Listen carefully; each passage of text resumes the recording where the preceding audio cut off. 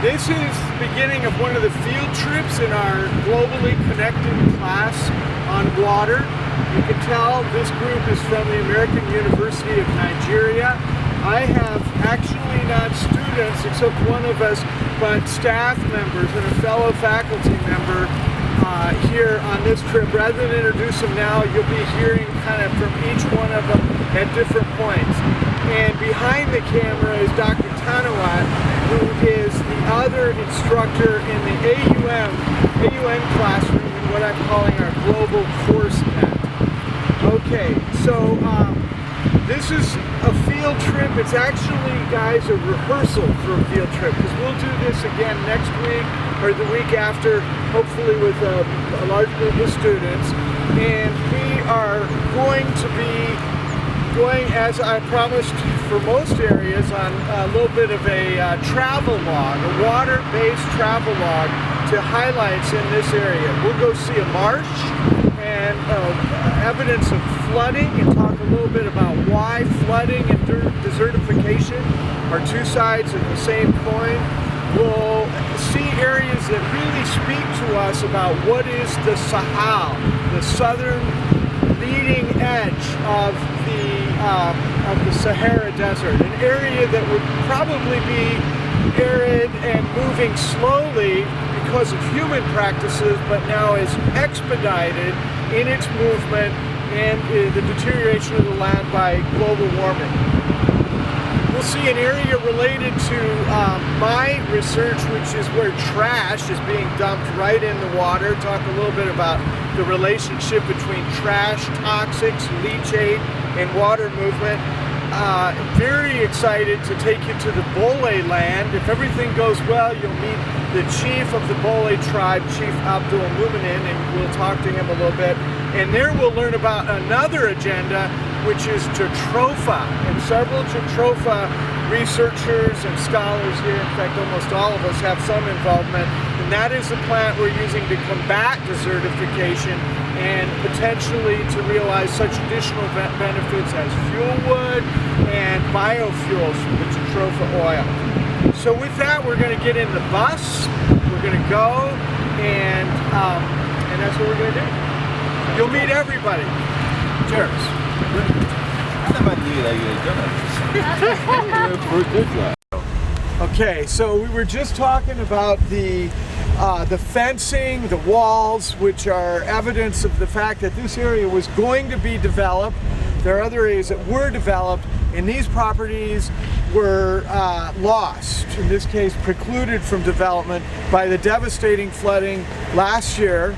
We're going to talk more about the cause of that flooding in a minute, and Rotimi is going to talk to us a little bit about what it was like to be here during that flooding, what the experience was to this community.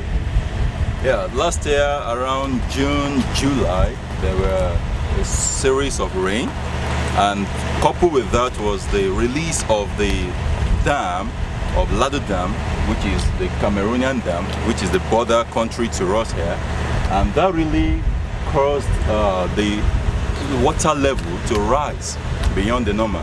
And as you know, many a times we have communities, farm communities along these riverine areas, and this really caused loss of farmlands, loss of houses, some loss of lives too, and many people were made refugees in their own state, in their own country, which was not really too much a pleasant sight to behold.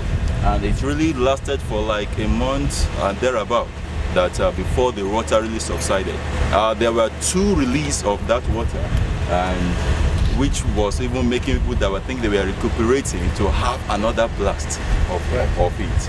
And so it was not really a pleasant sight at all. People could not, on our way here, I remember there's a school that was also almost submerged. And school supposed to resume, they could not until the water really subsided. So that's one of the experiences, and it was not really nice at all. Yeah, very bad. Well, we'll talk a little bit more in other classes, the classroom setting, about the relationship between desertification and flooding.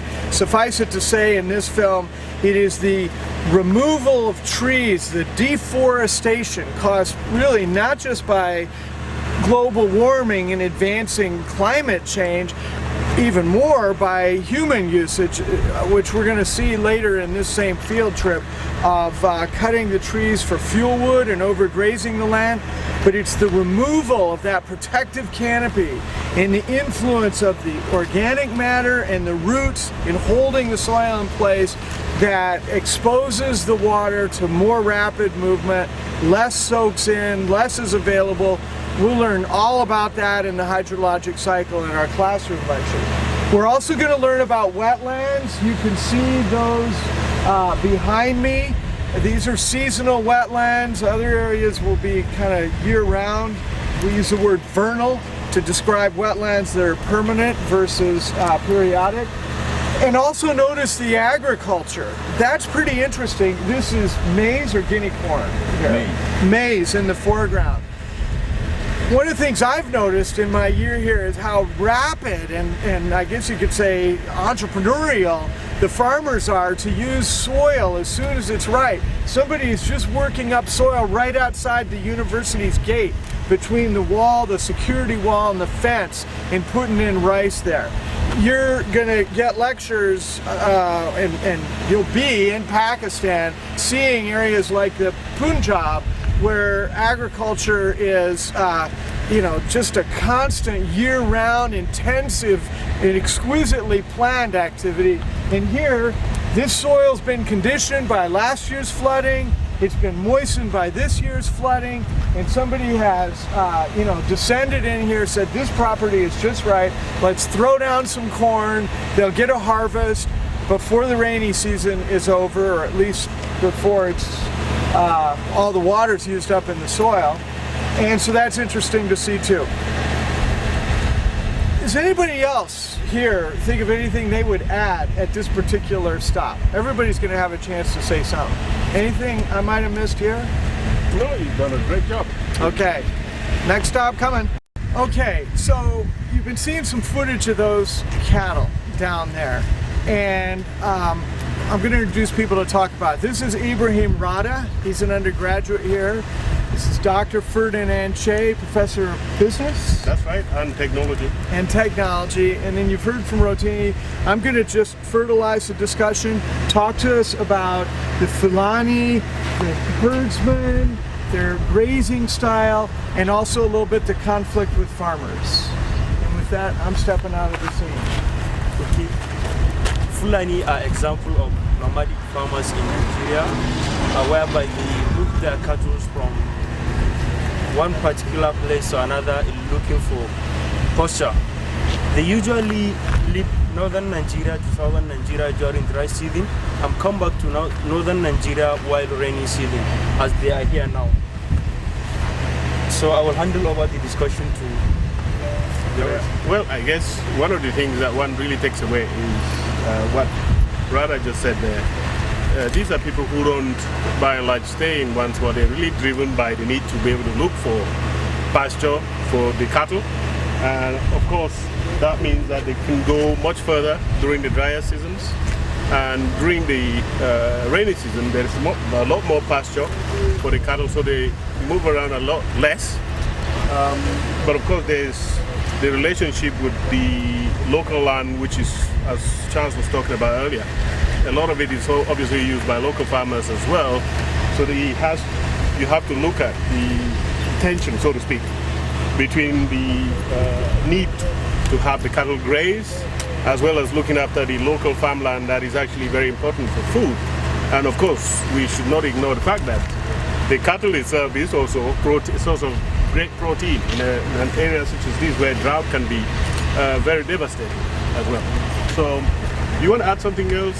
Yeah, we're talking about the effect of flood. Now, I was just discussing that last year you cannot find this cattle here because your place was flooded. But in a way, it has robbed them of the grasses they're supposed to take. But due to the fact that the effect of the flood is not that much this year, and the rain, they are here grazing. And one other thing you have to know is that northern part of Nigeria is they are the highest producer of meat.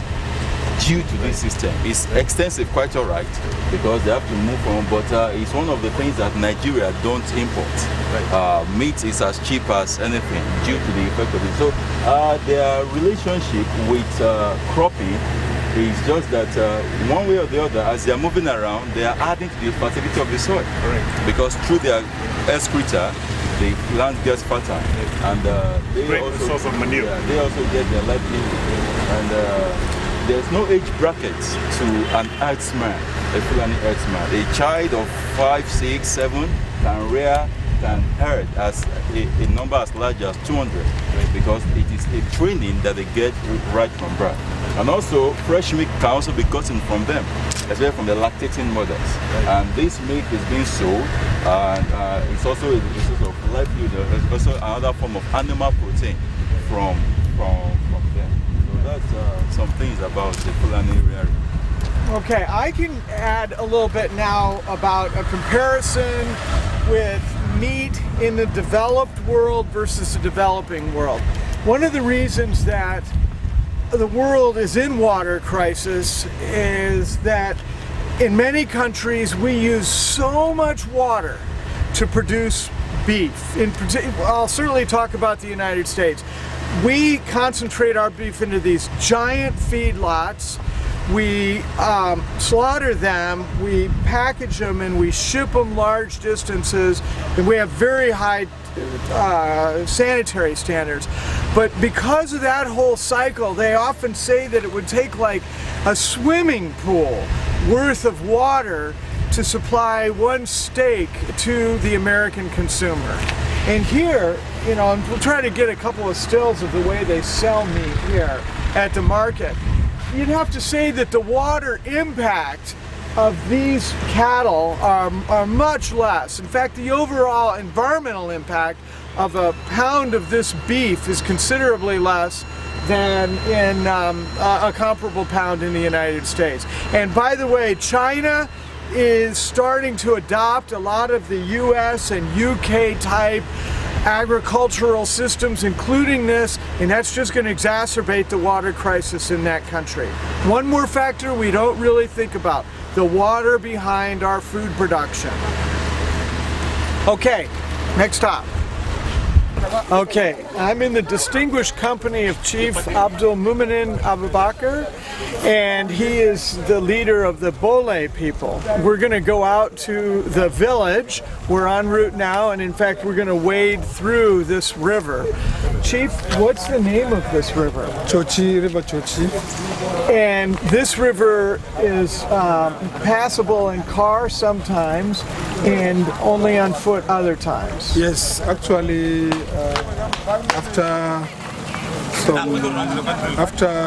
by December, the river you can cross the river successfully, no problem. But in 3-4 months, that is August, September, October, and November, you cannot cross the river with your motor car. But gradually, if the rainfall much, then the river can pass for some hours, then you can cross with your leg. But if the rain falls much, you have to wait because the river is flooding. Water. This class is about water. People, as I said, in many different countries are learning about water in their own countries and water elsewhere with different people. Yes. What role does this river play in the Bole land? Actually, it plays a very, very important role because this river is where we drink our water, one, and we wash our clothes too.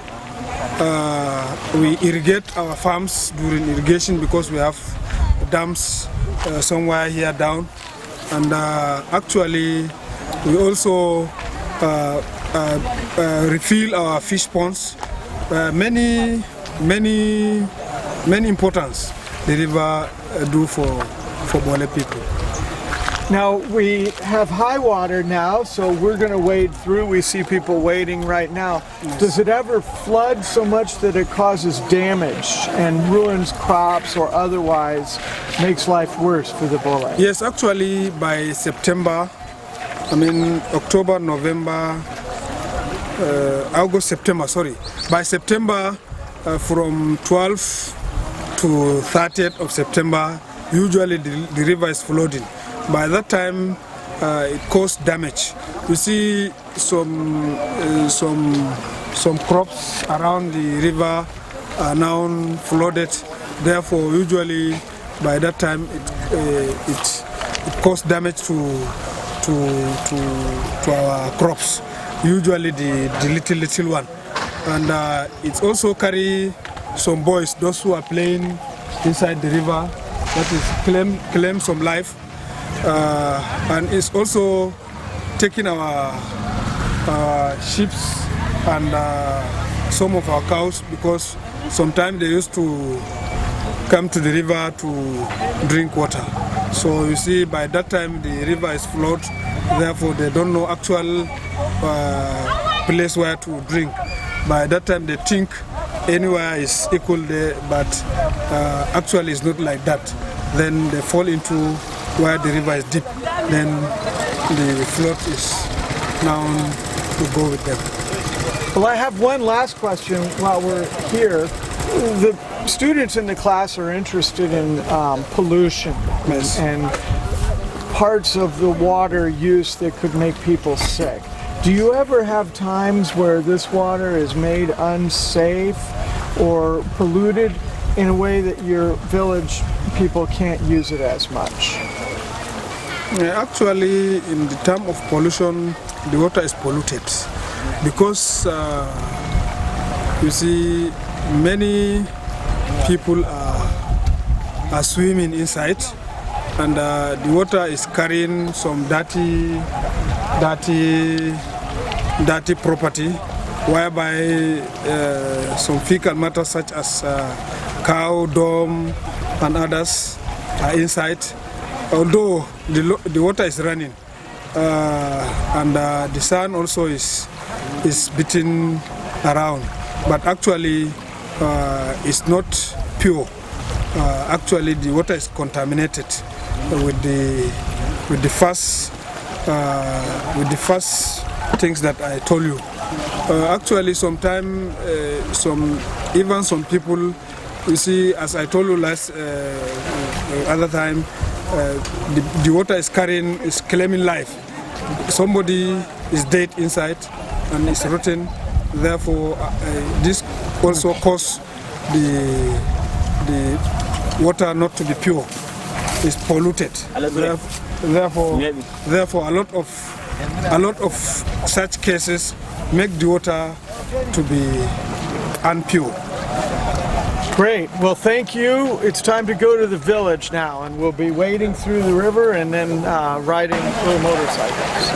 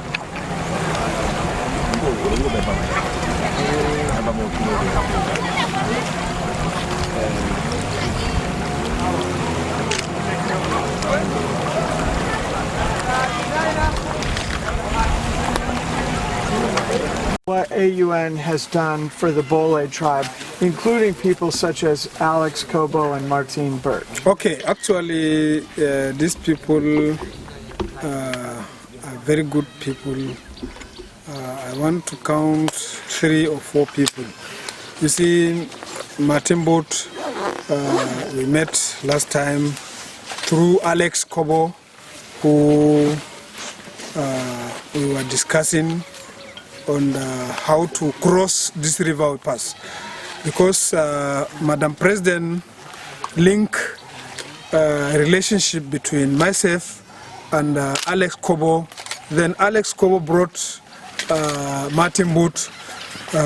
Then after we met, therefore, then Professor Charles came in. And actually we have another person who is Gordon Studebaker. Gordon Studebaker. Actually, these people are helping our community to see that the community improve their well-living in such a way that we will pass or we will cross this river any moment, any time, any season, day and night. That is the actual meaning. Last time we discussed with the president of AUN, she was telling me that Martin Booth is coming for poverty eradication, because we sat together, I myself, Martin Booth and Alex Kobo, we organized how to eliminate or reduce the poverty in our communities. We take sample of 2 communities, whereby I think we take Hulaire and other community here, Lokosire. We pointed the houses. One of the students of AUN went there and pointed the houses, the families, and the families. Then he also posted to internet. Now, if you can get the key, then open the internet, you will see the communities, the families, not the community, the families. Each household, you can see the family and the type of living they are living, the rooms they have in their house, the toilets, how they drink their water, how they sleep, how they eat. All these are there in the internet. And we also want to improve the standard of living, such as how we get our water. We need a potable water for drinking. We need very good food to eat. We need very good rooms, house to sleep. And we also want to improve our cattle, because most of the time they are sick. We want their medicines so that they will improve. And also, the most important, we want to educate our people.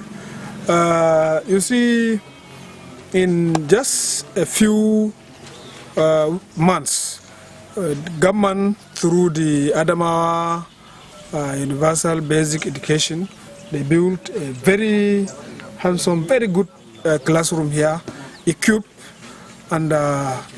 both the books and the teachers now available.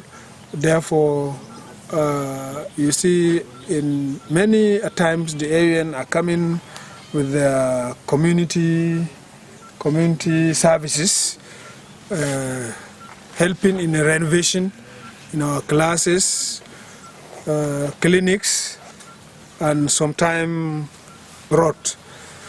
So this is how the AUN came in participating in our communities.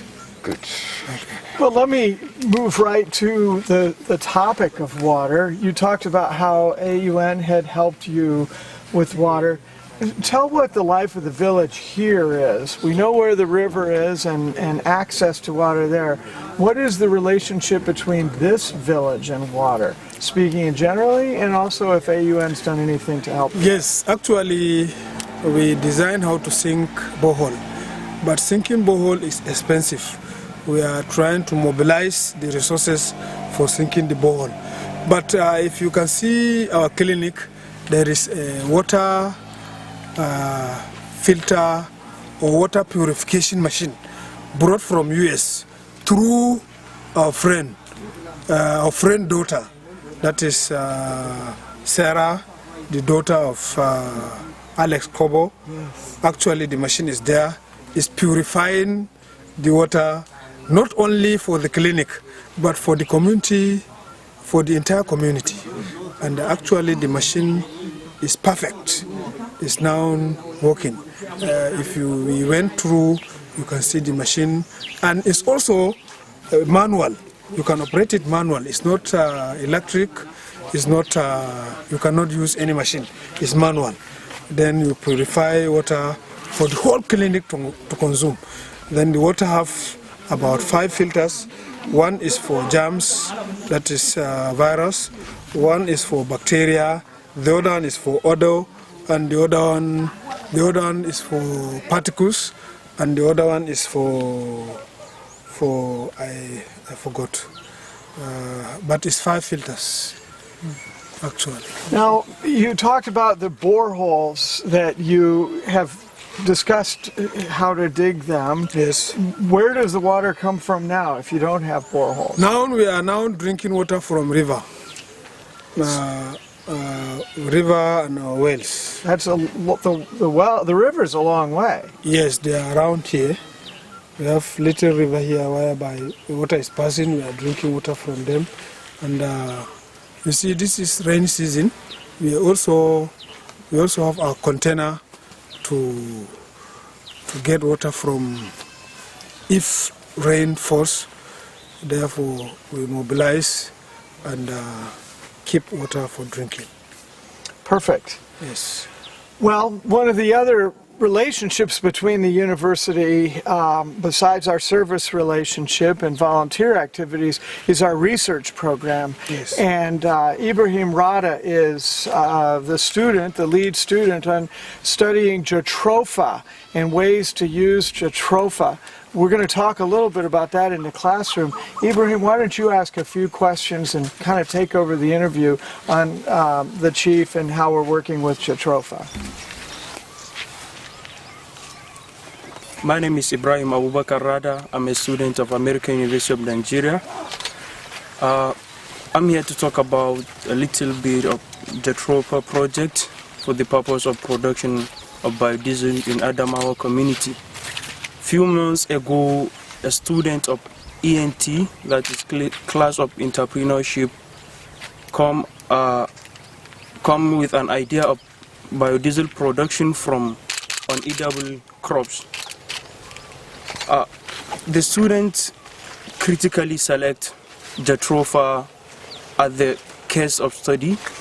Why the students select jatropha was because of jatropha is an edible crop, and it's also native to Adamawa, not only Adamawa, Nigeria in general, and for the fact that there will be a competition between food and fuel, the students were able to come into the community in search of the people that will implement the idea of the project, and we come across Bole community, and here is their leader. Can you please tell us what motivates you to accept the idea of biodiesel production from jatropha? Yes, actually what motivated me to accept the idea was based on 2 reasons. Jatropha as a plant is not eatable to human and animal also. Therefore, it's safe. You cannot fight with cattle rearers. You cannot fight with thieves. So jatropha is safe here. And another thing is jatropha can grow without even watering. If you plant it during this time, rainy season, actually if your plant now germinate, catch, therefore you are now free. Sometime if you wish, if the water is available, you can give them water. But even without water, they can grow. And another thing is jatropha will be harvested 3 times in a year. Therefore, it means if you have a big farm, you will cultivate or you will harvest 3 times in a year. Therefore, if you have a big farm, you have big money. And another thing also is you are now reducing the global warming. Therefore, these are the reasons now motivate us to receive the idea of farming jatropha. Thank you. The chief just finished talking about what motivates him to accept the idea of planting jatropha, and he talked about the characteristics of jatropha and what make him to accept that. And also, I would like to hear from the chief, is there some economic benefits that you look into the project before accepting it, or you just look at the environmental sector? No, there is economic improvement. Anyway, there was a time we went to His Royal Highness, myself, and I think with Gordon. He was telling us when he was little, this jatropha was also a medicine. I think Professor Charles also was there. Actually, they also learned from him. And with this information, in fact, also I was happy and also contributed to the acceptance to farm jatropha. Good. A lot of farmers, I'm sure, while introducing the crop, will start thinking that there will be a kind of competition between farming jatropha for biodiesel and farming food to eat. Can you help us explain how that is not applicable here? Yes, actually we talk about this. If you can see, we pass our food farm before coming to jatropha farm. This land was kept unused. We borrow a bulldozer from one ministry, or anyway, it's a ministry, because Upper Benue gave us bulldozer. We bulldoze the area. Nobody was farming in this area before. Therefore, we want to keep this place as a jatropha farm, and we have our food farms there. We have maize, we have rice, and other crops. Therefore, this is what motivates us to the place will remain clean, and it will remain cash crop area. Therefore, these are also important. Before planting jatropha, we encourage farmers not to cut down trees or any other important shrubs that might contribute to absorption of global carbon dioxide in the atmosphere. Why? Because jatropha can grow in a wild or unsuitable soil. In any type of soil, jatropha can catch up. Therefore, for that reason, we encourage farmers not to cut down trees in order to increase the field, or in order to reduce the amount of carbon in the atmosphere. So now, after you accept the proposal of the project, have you done anything in response to that? Yes. If you can see the farm, the big trees are there. We allowed them to continue growing. You can see, because we don't have much money, that's why the jatropha farm remain this area. Because our estimate is about 10 to 12 hectares that we will plant jatropha.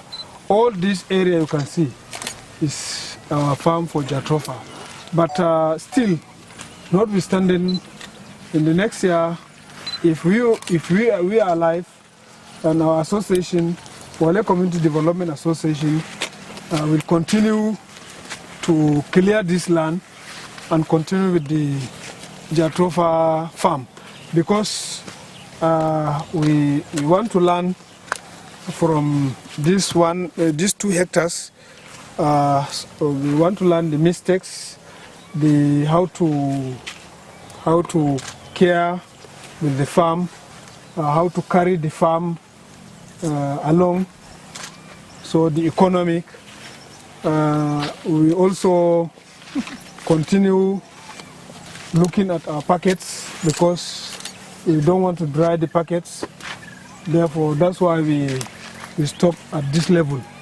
Inshallah, in the next year, we will try to meet the end of the farm. The chief is saying that they restricted themselves to only these 2 hectares. 2 hectares for them to better know what are the feasibility of executing this project, and to better understand what are the problems and suggested solution for the problems before going into larger scale of the Jatropha plantation, and which is good. And we also encourage them to do that, because it's not a project that we should play with or something that we should take for granted, which is good. Okay, I think you've done great. Thank you. Fabulous. Just one more.